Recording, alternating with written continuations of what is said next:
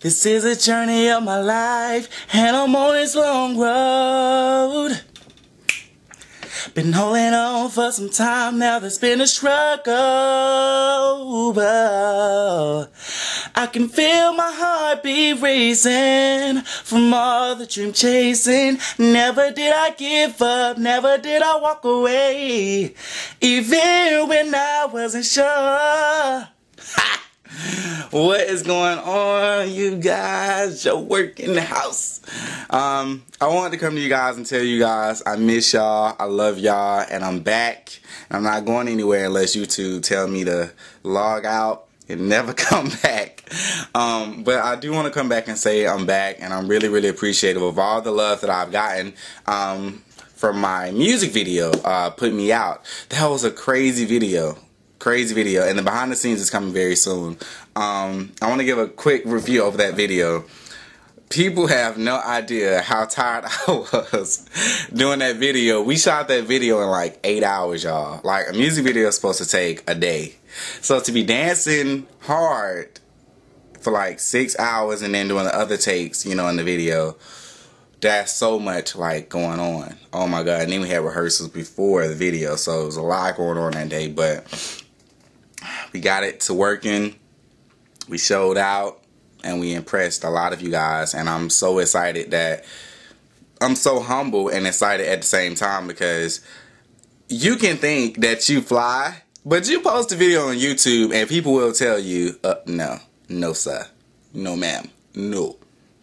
So just the fact that half of you guys really love that video, it really means a lot to me, because that budget was a little crazy.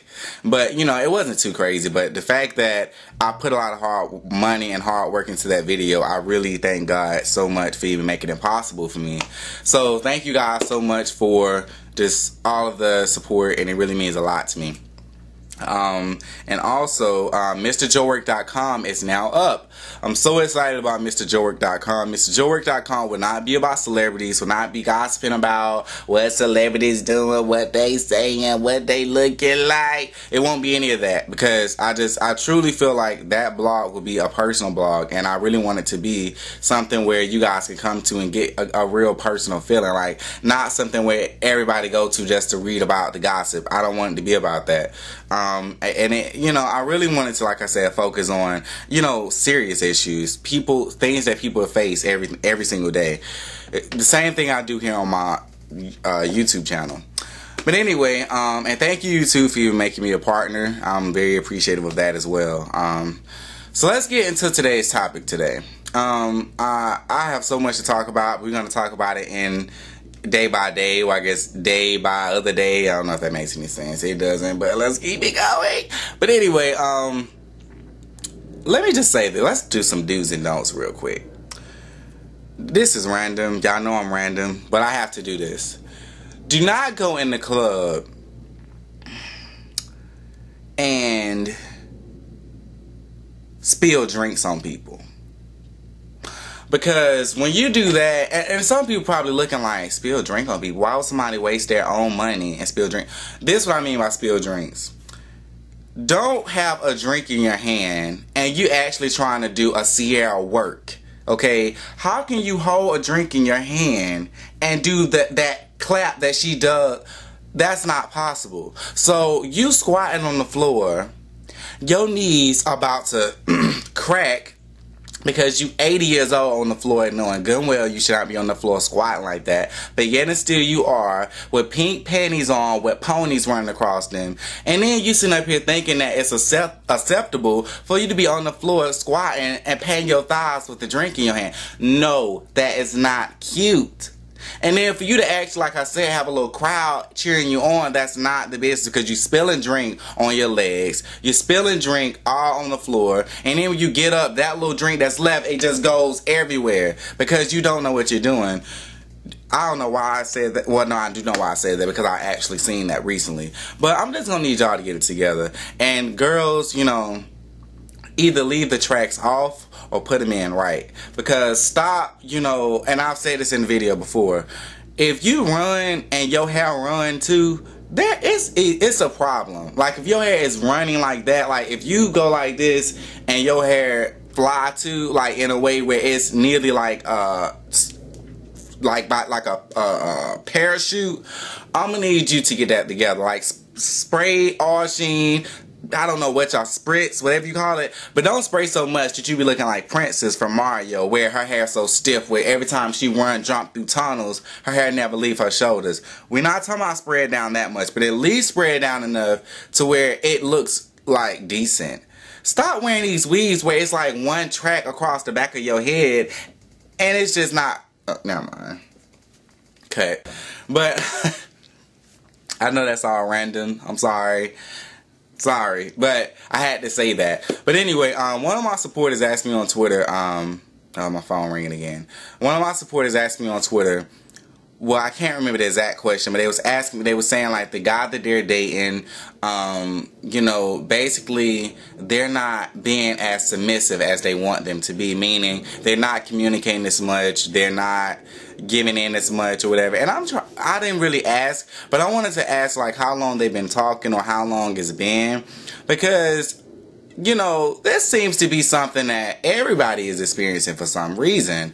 Why don't people like to communicate? This is not just men. This could be for anybody, women and men. Why don't y'all like to communicate, like through text, through, you know, I mean, it could be through simple things. You know, you don't have to always call somebody. You don't have to always sit on the phone. You don't have to always text. But you could do either or and make it very short. Why do people feel like, you know, they have to text you every other day to make it right? Like, what's right about texting every other day or every other day? Like, what? I'm just kind of confused, because to me, it's like you planning out how we're going to talk. You're planning out how we're going to get there. And if you're planning it out, what am I possibly doing? Am I just like going, jumping, looking? Like, what am I doing? Like, am I just...